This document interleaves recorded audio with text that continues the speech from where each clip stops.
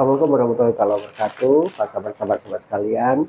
Kali ini saya Mbak Eka dan Mbak Nung dari Rumah BUMN Cirebon melakukan monitoring evaluasi kunjungan ke rumah Mas Salim yang salah satu tenan ya, batch 4. Apa kabar Mas Salim? Alhamdulillah Pak Mer, sehat alhamdulillah. Ini kelihatannya bisnisnya makin berinovasi ya. Ya, Karena alhamdulillah. tidak bisa hanya ngandelin satu betul. produk ya gitu. Karena masih ingat nggak materi yang saya berikan dulu? Kita tuh market driven. Betul. Kita di-drive oleh pasarnya gitu ya. Alhamdulillah hari ini saya kesempatan ke tempat Mas Salim. Ini bagaimana ini sekarang kondisinya? Ya, makasih Pak Mer yang sudah berkunjung, Bu Eka dan Bu Nung juga dari RBC ya. Alhamdulillah untuk frozen food masih berjalan Pak. Untuk roti Mariam, kebab, betul. roti goreng itu masih berjalan. Bahkan saya lagi merancang satu produk namanya dari sama roti Mariam karena biasanya kan seperti diajarin Pak Mer kan. Kalau pasar lagi lesu, kita harus menciptakan satu produk inovasi baru, ya kan, untuk merefresh pasar tersebut. Alhamdulillah saya udah coba dan tinggal kita bikin stikernya dan lainnya untuk roti Mariam Cokolava. Jadi Mariam coklat, dia bentuknya seperti ini sama Pak Mer, roti Mariam. Tapi kalau dimasak dibelah dia ada coklat lumer di dalamnya. Jadi kalau ini kan udah coklatnya ditabur semuanya gitu kan, kanan kiri semuanya, di luar dalam semuanya. Kalau ini hanya di dalam aja, jadi luarnya seperti ini. Nanti pada saat dibelah, dimasak, dibelah, dia keluar lumer. Itulah paling suka saya sama beliau ini, karena beliau couplepreneur ya bagi saya gitu. Dia saling mengisi sama istri gitu, jadi bisa jadi Mas Salim kuat di marketingnya, si mbaknya kuat di pengembangan produk. Produk saya suka banget, karena bagi saya ini satu ideal ya, bagaimana sejatinya Mas Salim tuh awalnya saya nggak yakin sama beliau. Maka beliau bilang juga nggak yakin juga sama saya. Mau nyusahin ke pamer nggak ya? Gitu. Karena ego ya Pak ya. Tapi bagi saya perjalanan 1,5 tahun sama beliau, he's the best for me gitu ya.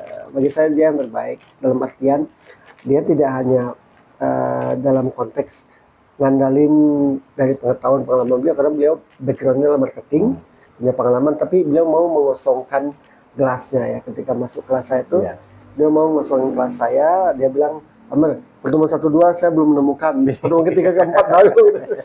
Nah, Mbak, saya senang dengan Mas Salim. Jadi sama si Mbak ya, Mbak Balkis bisa mengembangkan karena esensinya ke sana. Nah, cerita sekarang. Kita dulu 1,5 tahun di kelas ya. Betul. Apa sih materi yang Mas Salim sebagai turn around ya? Satu materi yang turn around, bikin perubahan mendasar buat Mas Salim, sehingga itulah fondasi. Kalau yang tadi bagi saya itu adalah continuity, development, bahwa memang saya ngajarin dulu market driven, lalu product life cycle. Ketika lagi slow down, kita harus melakukan produk baru ya. Apa sih yang turn around buat Mas Salim itu? Materi apa? Terus terang Pak Mer, kalau umpamanya kalau ilmu-ilmu tentang marketing mungkin saya sudah paham ya, walaupun di kelas tersebut saya berusaha untuk mengosongkan karena beda-beda juga gitu kan, tapi ternyata dari semua yang saya pelajarin yang bisa masuk ke dalam pikiran atau dalam pengalaman saya adalah pelajaran diberikan oleh Pak Mer.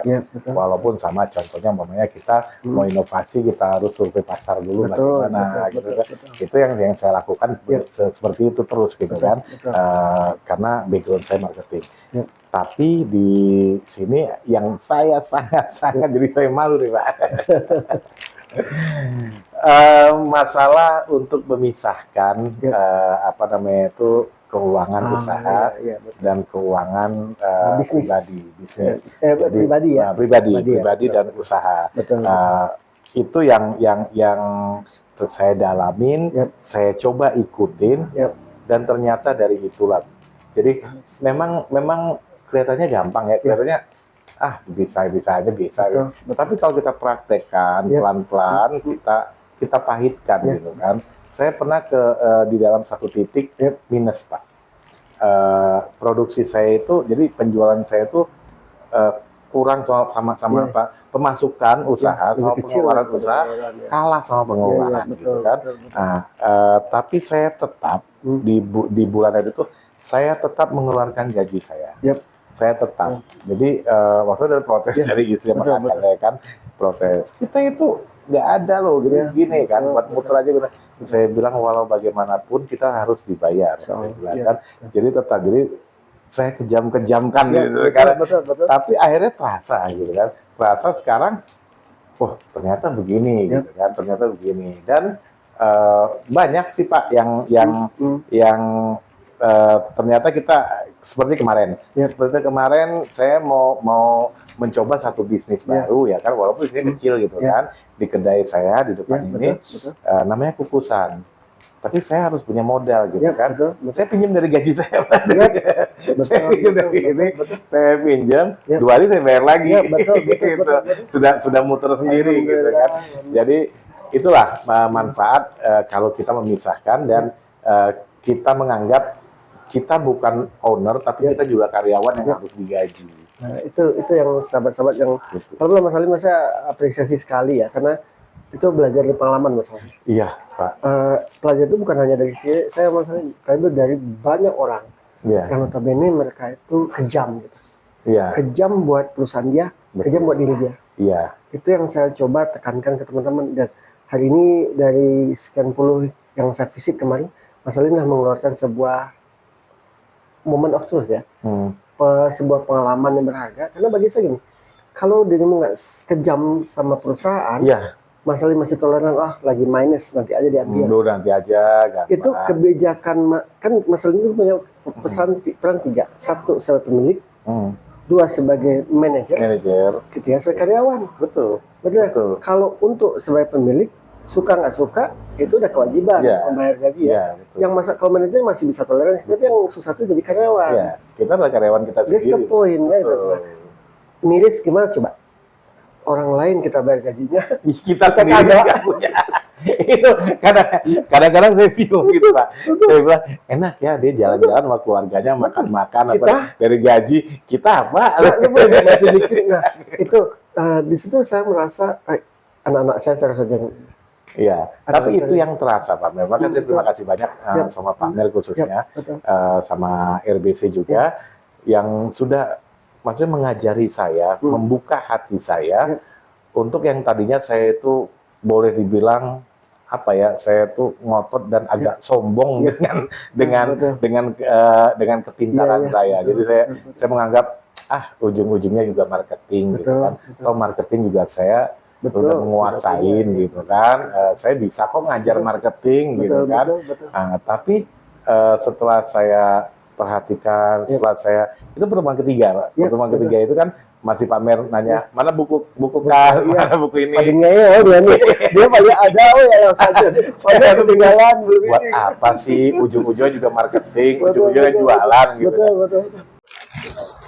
Ya, saya terima kasih banyak Pak sebenarnya dengan Pak Mer, terutama khususnya, dan juga RBC Bu Eka Bunung yang sudah memfasilitasi dan mengajarkan saya ilmu-ilmu tentang usaha. Ini saya bilang kan di Inbis ini bukannya hanya kita dikasih ilmu tentang apa-apa, tapi tentang usaha kita dari nol, bagaimana usaha yang baik, bagaimana usaha yang benar, bagaimana tips kita berusaha, apa yang kita lakukan untuk kita mencari pasar dan lain sebagainya, sampai dengan SOP.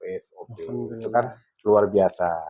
Dan alhamdulillah saya bersyukur saya menjadi bagian dari Inbis RBC. Walaupun harusnya saya dari batch 1 Pak, sudah dipinta, tapi saya baru tergerakkan di batch 4. Alhamdulillah. Saya juga bangga sama Salim karena tanpa ini juga dulu ke kelas kalau udah selesai ngurusin BPOM dia luar biasa sahabat-sahabat sekalian, karena saya bilang ketika dia udah punya sebuah klik dengan saya gitu, dia udah kayak saudara gitu ya. Ada kalanya saudara guru dengan murid, ada kalanya sesama temen gitu.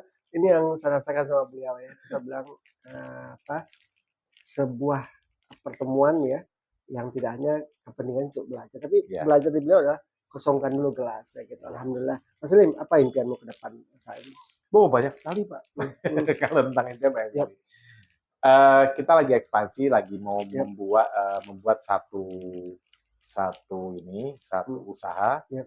di Sumatera, di Jambi. Masya Allah, Masya Allah. Di Jambi, sekarang juga istri lagi ke Jambi. Oke. Saya ke Jambi lagi Hmm, membuat produk-produk karena hmm, kan masyarakat sana belum begitu familiar Yap, dengan frozen food, oke, dengan roti oke. Mariam, Yap, dengan sambosa dan yap, lain sebagainya itu. yap, Jadi kita harus mencari pasar di yap, sana. Seperti dulu lah, yap. seperti tahun 2014, Memulai 2017 lagi saya ya, memulai memulai lagi lagi ya. memberikan Yap, betul, sampel-sampel, betul, terus betul. bagaimana tanggapannya, Responnya, gitu kan. betul, betul. Oh ternyata yang dibutuhkan tuh Yap, ini di betul, sana, betul, karena beda Pak antara Jawa dengan Sumatera Yap, itu kan yap. kulturnya beda. Behaviornya juga berbeda. Kalau di Jawa mereka kan pagi harus makan Iya, nasi gitu. betul, Kalau di betul. sana kan mungkin enggak. Betul. Pagi ya mereka ngopi, Saling minum mengingatkan buah. saya kembali waktu dulu ya, waktu di Iya, Padang saya nih di Bukit Tinggi nih kayak gini. Boro-boro kita makan nasi, iya kita nggak makan nasi makan kalau pagi goreng kan. pisang, Kita goreng, goreng pisang, ngopi, udah nanti betul. makannya siang gitu Siang, kan. betul, Tapi betul, kalau betul. di Pulau Jawa ini Iya, kan identik kalau pagi nasi kuning, betul, nasi ini betul, semua betul. Nasi nasi. uduk segala Jadi nah macam. itu yang kita Oke, cari di sana, alhamdulillah. apa sih kebutuhan mereka Yap, untuk anak-anaknya, betul, untuk betul, suaminya di betul, kantor, betul, untuk dia kalau malam atau betul, apa. betul, Nah, betul. pada sudah ketemu sih Yap, beberapa. oke, Rata-rata tuh yap, orang-orang kantor yang mereka tidak punya waktu yap, untuk ini, untuk biasanya mereka absen, langsung mereka lari iya, iya, betul. ke kedai satu kedai. Nah, makanya di sini kita rencana di sana mau buka satu tempat, Pak. Oh, Ada seperti ruko ya, gitu. oke, Nah, itu juga kita bentuknya seperti kopi tiam tapi oke, menjual dari frozen oke. juga. Jadi mengikuti gaya Ya, mereka dengan betul. gaya kopi tiam, ada Yap, kue-kue, mhm. tapi kita selipkan dengan frozen food Oke, gitu kan. masih Jadi dalam proses ya? iya, jadi pelan-pelan. Itu lagi proses, lagi kita cari Bismillah, cari itu loh, betul, cari apa namanya itu, cari yang eh paling tepat lah ya, iya, yang momen yang tepat yang tepat untuk itu. itu sahabat-sahabat, luar Doain ya, biasa, Pak. ya pasti kita doain sebagai guru yang pernah berhubungan dengan Mas Salim, saya doakan selalu ini bisa menjadi Amin. cara untuk ekspansi bisnis gitu ya. Karena bagi saya Mas Salim ini pengetahuan udah cukup, udah bagus ya, secara akademik udah saya tanamkan, pengalaman luar biasa. Sekarang bagaimana beliau berstrategi sekarang untuk menjalankan rencana-rencana tersebut. Mas Lin, terima kasih ya. Sama-sama Pak Mer, saya Eh, terima kasih Pak Mer. Sama-sama barakallah ilmunya dan kami sudah bisa berkunjung dengan Mas Salim. Amin. Ya, semoga ini akan berkembang dan Mas Salim bisa jadi role model buat keluarga, buat Amin. teman-teman karena beliau Amin. juga memberikan leadership-nya ya. Contoh Hmm. kepada teman-teman UKM di Cirebon. Terima kasih. Sampai ketemu lagi di lain waktu. Assalamualaikum warahmatullahi wabarakatuh.